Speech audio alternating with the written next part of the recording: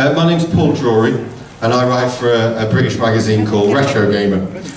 When they asked me to host the Arcade Legends panel here in Florida, I was excited. I thought, finally, we're going to find the truth behind the arcade legend of Polybius, the video game that apparently wiped players' minds. Then they took me to one side and said, Paul, you English inbred idiot, we don't mean that kind of arcade legend. What we mean is legendary players. And I'm delighted to see I've got a whole panel of legendary players behind me. So what we're going to do, we're going to meet each one of them individually, find out what they did to become legends, find out who they did to become legends, and then I'm going to open up to the audience to ask any questions to these legendary players. But should we start in the traditional way of giving them a nice, welcoming round of applause? Here's to the arcade legends on the panel!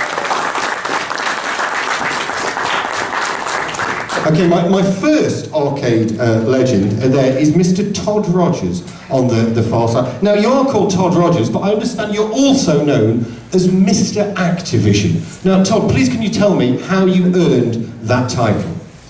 Well, in the Activision brochures, when the first title came out with Dragster, I submitted a high score, and by making that high score enabled me to go to one of their conventions back in 1982. Well, eventually, over a several year period, I've had their world record on every one of the Activision titles, so the Activision always had sort of stuck with me. In about 1999-2000, a referee from Twin Galaxies decided to coin the title Mr. Activision because I had the record on every Activision title. Well, that's certainly for legendary status there, but I also know that you were big on coin-ops as well, and I understand for many, many years you owned the high score on golf. I just wondered, what was it about the arcade game golf that particularly attracted you, Todd? I think I go with the ideology that when I played the game, since I was into weightlifting, squeezing the trigger, I got to flex the bicep, so when people, females would walk by, you could sort of flex indirectly without people knowing you're actually flexing. You've always got an angle. And you do that for 6 hours, so Always an angle.